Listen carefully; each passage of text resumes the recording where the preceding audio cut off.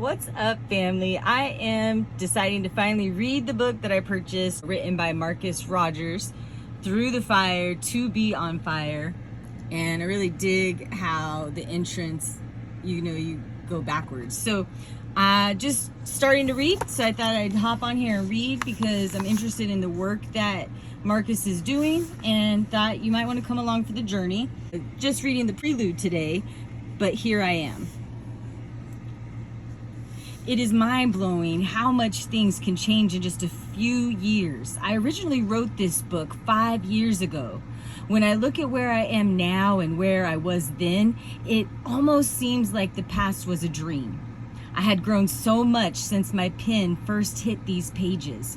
Going over this book and rereading it was like hopping into a time machine. I actually felt some of the pain and sadness hit me as the words brought life to certain memories and emotions I had felt at the time. I was literally writing what I was living every day. So many days I wanted to quit, and God was just giving me a fresh download on a daily basis to keep me going. I knew that others would be blessed by the daily bread He was feeding me. Amen. I felt in the spirit that the Lord wanted me to add on to this book. Going back over some of these chapters, I started thinking to myself that I could really build and expand on some of these thoughts in these chapters. I started going through the chapters one by one and adding whatever I felt led. When I originally wrote this book, I was 2 years into my social media first taking off. My Facebook page had blown up while I was in South Korea for a year with the military. That 1 year was one of the hardest, best years of my life. I know that sounds crazy, but so much changed in that 1 year of my life, good and bad. As soon as I got back to the States, I started working on this book. What's crazy to me is when I started writing this book, I had no intentions of leaving the Army. I was about 11 years in and loving every minute of it. I had my life planned out, but God had other things in mind. I am now pastor of Church Firehouse in Chicago. South Korea is where God originally gave me the name for Firehouse in prayer, but it wasn't until 2018 that I actually started building Firehouse. I can't even tell the whole testimony of how we got here, but we did. We made it through many tears, letdowns, disappointments, heartbreaks, and hard work. That's why it means so much to me. People on the outside won't understand what was sown just to get here. We started by just renting a venue once every 2 months to hold a service. The turnout was really good and God was blessing it. When the COVID mandates came into play, many churches shut down. That is when me and my wife decided to start having online service through social media every Sunday for those who were sitting at home. I really enjoyed those times because God was building us and preparing us. Believe it or not, it's not easy to be on time online every Sunday with the word prepared. I hear you. I would preach to the phone like I was preaching in front of thousands of people. It never felt weird to me either. My wife would lead the worship and we felt the presence of God in our home. Once the restrictions opened up, we let people come to our apartment.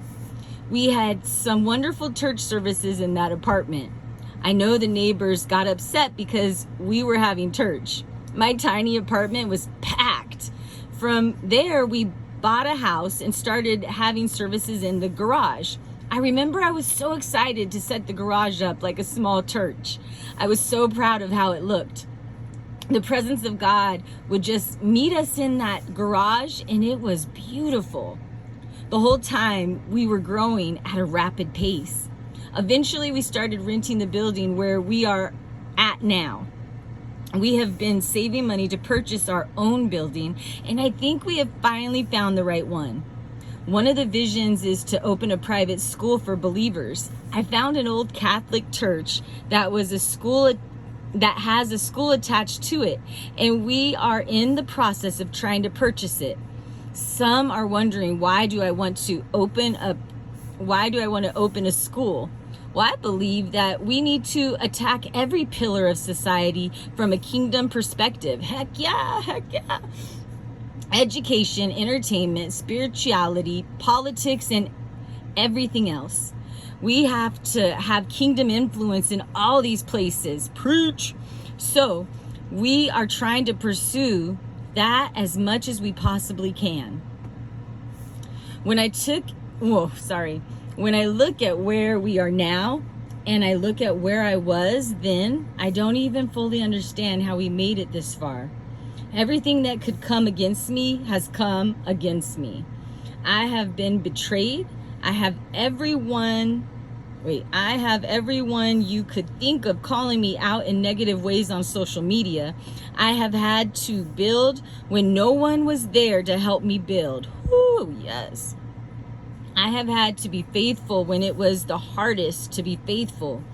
I have survived without having any income after getting out of the military in 2018. So many days I would search for my next move. I am here right now, brother. So many nights I would lay up wondering where God was taking me. So many times my mind couldn't rest because I was overcome by all the things that were going on, wondering why did this have to happen, and why did that have to go the way it went. But here I am. There's a lot of good and bad on my resume, but here I am. There's a lot of pain and trauma in my life, but here I am. There were a lot of mistakes made in my past, but here I am. There were a lot of things said about me to try to hinder or stop me, but here I am. There were many who wrote me off, but here I am. There have been many who attack me, but here I am. There have been so many days where I wanted to quit, but here I am. There have been so many people who quit in the middle of the race on me, but here I am. Thrown to the lions, left to fight the giant alone, cast in the fire, but here I am. Ooh, nicely written, bro.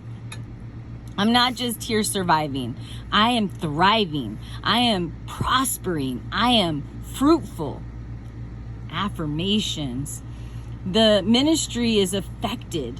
The ministry is effective. Why is that? We know why, guys. We know why, troops. It's God. All over it. Okay, continuing on. That question is the very reason I wrote this book. So many wrote me off or tried to disqualify me because of the way they viewed my life. God didn't see things the way they saw it. Where they said it's over, God said it has just begun. Where they saw failure, God saw a redemption story. Where they saw a broken mess, God saw a miracle in the making. Where they saw someone who didn't fit into their religious box, God saw someone he could use to break barriers and build bridges.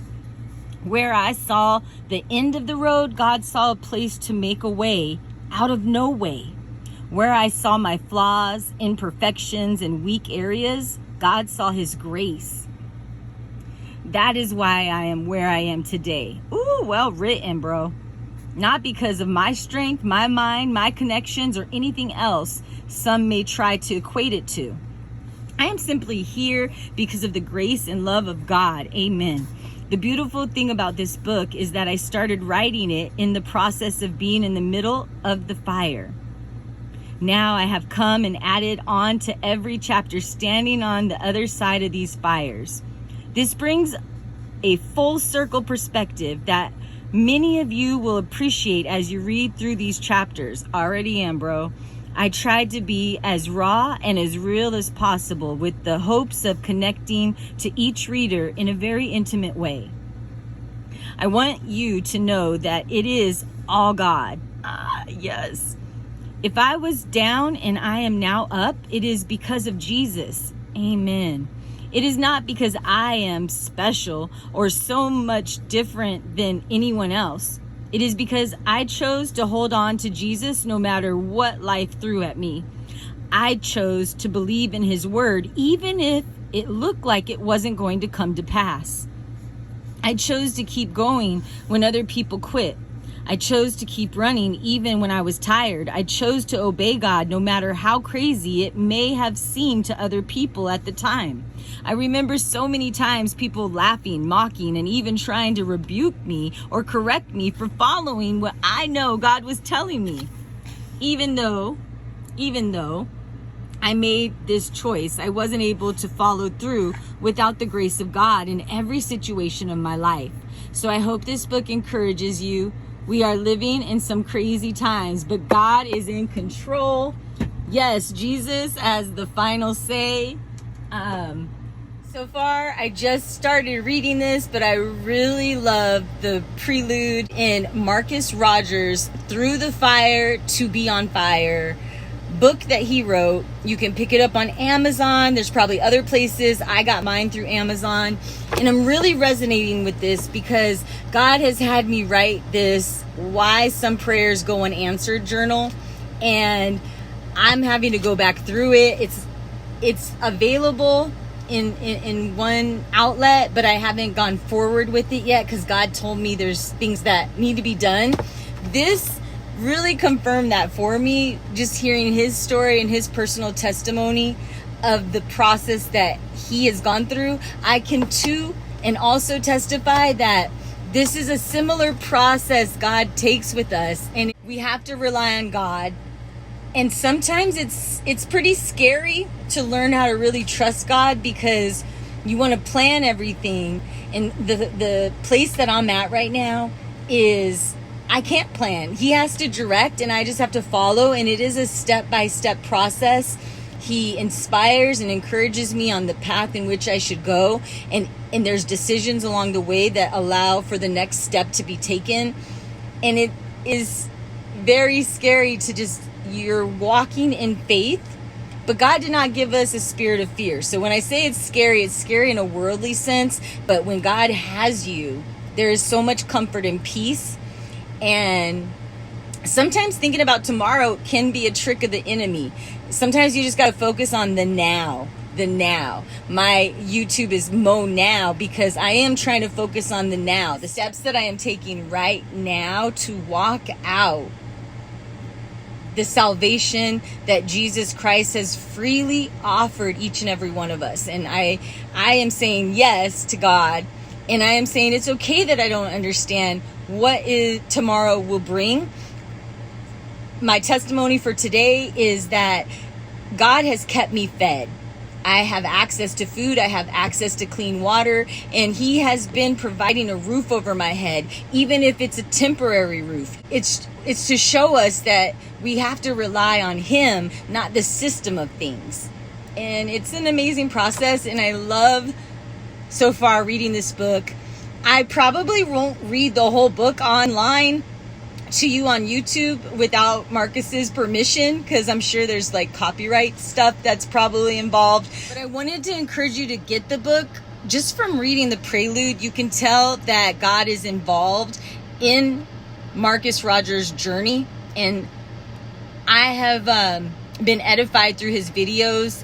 I don't care what other people say. I care about what God is telling me, and there's certain people he is calling to break barriers. And when I read that he wrote that, I was like, God has told me that about you. So that's dope. It's dope. Get the book.